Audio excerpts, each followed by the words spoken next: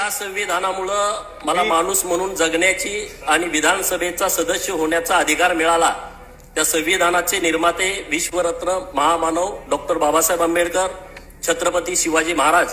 पुण्यश्लोक अहिल्यादेवी होळकर, सुभेदार मल्हारराव होळकर, महाराजा यशवंतराव होळकर, महात्मा ज्योतिबा फुले, सावित्रीबाई फुले, अण्णाभाऊ साठे,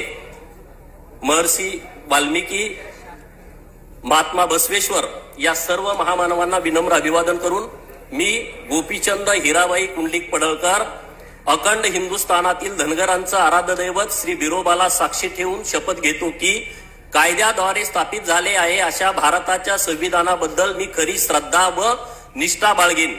भारताची सार्वभौमत्वता व एकात्मता उन्नत राखीन आणि आता जे कर्तव्य मी हाती घेणार आहे ते निष्ठापूर्वक पार पाडीन। जय भीम, जय मल्हार, जय भारत, बाळू मामाच्या नावानं सांग भलं।